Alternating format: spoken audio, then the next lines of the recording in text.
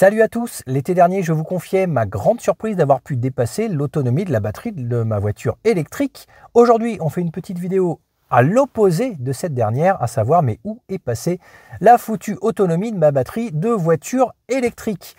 Eh bien oui, je peine à faire ne serait-ce que la moitié du nombre de kilomètres de la vidéo de l'été dernier. C'est très compliqué, certes on est en hiver, certes je chauffe dans ma voiture, mais j'ai pris quelques malheureuses déconvenues ces derniers jours. Il est temps de partager tout ça ensemble. Je sais que vous êtes quelques milliers à suivre ces petits tutos de voitures électriques, ça en intéresse beaucoup en tout cas. Et donc il me semble honnête avec vous de partager les points positifs, mais aussi très négatifs de l'utilisation de ma voiture au quotidien. On voit ça ensemble, c'est parti.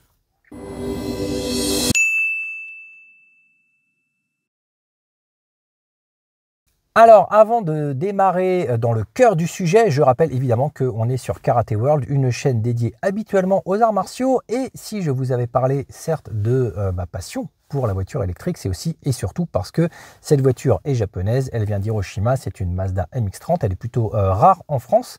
Et voilà, j'en suis tombé un petit peu amoureux, et notamment de la communication japonaise autour de Mazda qui est très axée arts martiaux.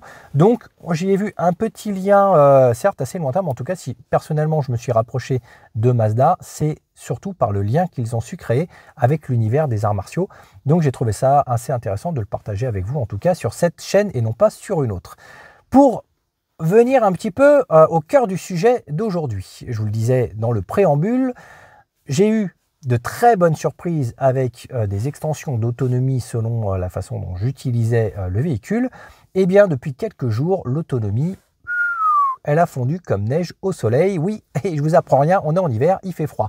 Donc en ce moment, les températures, c'est -2, -4 degrés. En tout cas ici en région parisienne, on est descendu jusqu'à -4 degrés. J'ai utilisé la voiture de manière très normale. C'est-à-dire que j'aime bien ne pas forcément me restreindre. Donc d'avoir une utilisation classique, je chauffe mon habitacle, j'ai un siège bébé derrière, donc lorsque bébé est dans la voiture avec moi, j'aime qu'il fasse chaud dans la voiture, qu'il se sente bien. Donc c'est au moins une vingtaine de degrés dans l'habitacle. De temps en temps, je mets le siège chauffant et je ne me prive pas évidemment de radio et de ce genre de choses, d'Android Auto, sachant que je ne roule pas non plus forcément que en éco-conduite. J'aime avoir une conduite normale sur la route, c'est-à-dire être 80 sur une route à 80, être à 110 ou 130 sur une route à 130, donc sans forcément aller au-delà de la légalité, mais en tout cas, je ne vais pas rouler à 80 sur une autoroute pour essayer de faire un petit peu d'économie d'énergie. Donc ça, c'était un petit peu pour le contexte. Et ces derniers jours, j'ai eu tendance à utiliser la voiture donc de cette façon-là, c'est-à-dire de façon tout à fait normale, comme si j'avais une voiture thermique. Là où par le passé, c'est vrai que l'hiver dernier, j'ai eu tendance à avoir une éco-conduite, donc d'avoir une batterie qui avait, on va dire, une meilleure autonomie. Donc cette année, j'ai peut-être eu un petit peu la flemme de faire l'éco-conduite, mais surtout, je voulais tester un petit peu la capacité de la batterie lorsque j'utilisais cette voiture de façon un petit peu, entre guillemets, normale. Donc, la première chose que le constructeur et que les youtubeurs, en tout cas, que les aides sur Internet vous conseillent de faire lorsque vous prenez la voiture en hiver, c'est donc de préchauffer grâce à l'application Internet Mazda, pour le coup, ou Peugeot si vous avez une Peugeot. On a une deuxième voiture qui est une Peugeot i2008. On l'a testé cet été aussi, vous avez une petite vidéo comme ça, pour avoir le rapport entre le thermique et l'électrique. Donc il est conseillé bien évidemment de faire un préchauffage grâce à l'application, de conditionner l'habitacle, ce qui évite de tirer tout de suite sur la batterie parce que forcément ça diminue énormément les capacités. Mais ces derniers jours, je n'ai pas fait cette démarche-là et j'ai pris plusieurs fois la voiture dans la journée. Je me suis arrêté, j'ai déjeuné à un endroit, j'ai été faire des courses. À chaque fois, j'ai repris la voiture et je n'ai pas eu la présence d'esprit de préchauffer le moteur à chaque fois. Donc, je me suis installé dans une voiture qui était totalement froide. J'ai démarré, j'ai tout de suite mis la climatisation, le chauffage, le désembuage. D'ailleurs, sur la Peugeot, c'est la catastrophe parce que le désembuage fonctionne très très mal. Donc, il faut vraiment mettre la clim à fond pour tenter de voir quelque chose et en permanence sur quasiment l'entièreté du trajet. Ce qui a tendance aussi à bien impacter aussi sur la batterie, malheureusement. Donc, aujourd'hui, sur le MX-30, avec une utilisation totalement normale, grosse surprise, énorme mauvaise surprise, la batterie a commencé à fondre comme neige au soleil. C'est devenu un véritable fiasco. Pour vous donner un petit aperçu, on va allumer tout de suite le véhicule et on va voir ça. Alors on peut voir sur cet écran que j'ai parcouru 99 km. Actuellement, il fait moins 1 degré. Donc, vous voyez, on est en plein après-midi, il fait moins 1 degré. Autant vous dire que le matin, il fait quand même moins 4, moins 5, peut-être moins 6. Donc, quand on part, la batterie est vraiment très, très froide. Donc, pour le coup, le matin, c'est quand même judicieux de préchauffer. Mais là, ces derniers temps, je ne l'avais pas fait. Donc, j'ai parcouru une toute petite centaine de kilomètres et il me reste de disponible à faire une trentaine de kilomètres sur la batterie. Elle est à 20%, cette batterie, environ. Donc, un cinquième de la batterie restante, 30 km, ça veut dire que les 30 km, très honnêtement, je ne les fais pas. Parce qu'avec la climatisation, le chauffage, un petit chauffant, ce genre de choses, les 30 km, si je roule en plus à vitesse normale sur la route, je vais plutôt faire 22-25 km. Ça, c'est sûr et certain. Donc, je vais arriver à probablement 125 km d'autonomie totale depuis que j'ai pris la voiture après avoir chargé complètement la batterie. Donc, ces 125 km d'autonomie, c'est la moitié de ce que j'ai fait dans la vidéo de l'été dernier où j'avais pu estimer atteindre 250. J'étais arrivé à 240 et quelques et il me restait encore des pourcents de batterie.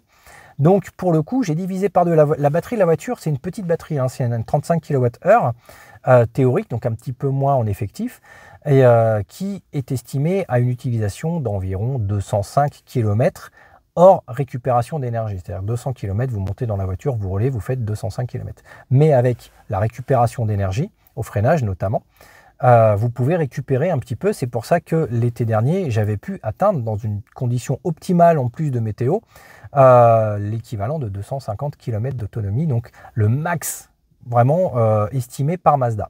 Aujourd'hui, j'en suis à la moitié, c'est-à-dire que je peine à avoir 125 km d'autonomie. Donc effectivement, la batterie, elle a complètement disparu, complètement fondu. Il faudra d'une part, certes, que je pense à préchauffer la batterie, mais j'ai voulu le faire là en m'installant dans la voiture, histoire d'avoir un habitacle un petit peu chaud quand je viens vous parler. Je voulais préchauffer la voiture. Et ben non, j'ai pas pu car il reste une vingtaine de pourcents de batterie, ce qui est quand même pas rien. 20% de batterie, c'est pas 5% de batterie.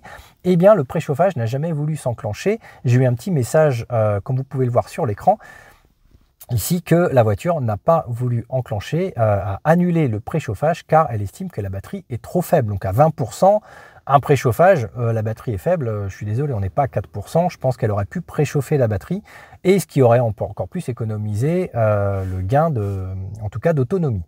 Donc, petit souci à ce niveau-là en hiver, malheureusement, puisque là, je peux faire actuellement, je vais estimer mes trajets sans préchauffage et si je chauffe bien mon habitacle, mais en même temps s'il fait moins 1 degré et que j'ai bébé derrière, je ne vais pas me laisser ici dans l'habitacle à l'heure actuelle. Si je ne mets pas le chauffage, il fait une dizaine de degrés à tout casser, hein. Donc moi je vais évidemment mettre le chauffage, je vais mettre un habitacle chaleureux et de toute façon je vais conduire normalement aussi. Si je suis sur la nationale, je ne vais pas rouler à 40.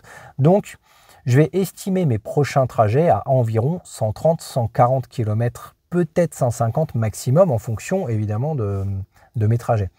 Donc, par rapport à l'autonomie dont je vous parlais l'an dernier après ce passage en hiver, après ce premier bilan, je me rends compte que le bilan est déjà un petit peu en train de se dégrader. En l'espace de quelques mois, l'autonomie de la voiture est en train de changer. Le comportement de la voiture est en train de changer. Pourtant, j'ai fait la révision il y a quelques temps. On m'a dit que tout allait très très bien. Mais je constate qu'à l'utilisation, déjà en moins de 2 ans, l'autonomie en hiver a radicalement changé. L'hiver dernier, je n'avais pas du tout ce problème-là. Alors oui, j'avais préchauffé. Oui, je m'adaptais peut-être un léger plus, en tout cas dans l'éco-conduite. Mais j'avais quand même pas ce gap aussi important. Je faisais au moins 50 km de plus l'hiver dernier. Donc, à voir si c'est mon utilisation actuelle et le froid mordant de ces derniers jours qui a impacté à ce point-là la batterie. Mais voilà, je voulais aussi vous confier ce petit tracas. Parce que forcément, si ça vient à se reproduire, soudainement, ma voiture en hiver, elle n'aura pas 200-250 km d'autonomie, elle aura 130-150 km, ce qui va être beaucoup plus embêtant. Donc je ne manquerai pas de vous refaire une petite vidéo, un petit tuto sur ce thème à l'avenir si je vois que ça se reproduit ou peut-être que pour le bilan des 2 ans, on pourra en reparler. N'hésitez pas, si vous de votre côté, vous avez cette expérience-là. Alors, on va éviter les discours de fanboy de oui, l'électrique c'est nul, l'électrique c'est génial. Non, on est toujours en mesure, hein. Il y a des points positifs, il y a des points négatifs. On a également parlé de l'écologie, de toute façon. Je vous ai dit que ce n'est pas le critère et je ne pense pas du tout que ce soit en tout cas un principe écologique que de passer à l'électrique. Je pense que c'est financièrement très intéressant. Maintenant, Il y a beaucoup de points négatifs de point de vue écologique, mais il y a aussi quelques points positifs à l'utilisation. Donc à vous, chacun, de vous faire vos idées, d'avoir aussi la capacité de vous charger peut-être gratuitement ici ou là. Donc chacun voit midi à sa porte. Moi, ce qui m'intéresse, c'est votre utilisation en hiver, si vous avez une voiture électrique, et de pouvoir éventuellement partager ça. Si vous avez des questions, n'hésitez pas. J'essaierai d'y répondre au mieux en faisant aussi la part des choses entre la Mazda et la Peugeot i2008 pour essayer de les comparer un petit peu dans leur autonomie. Portez-vous bien et je vous dis à bientôt. Ciao.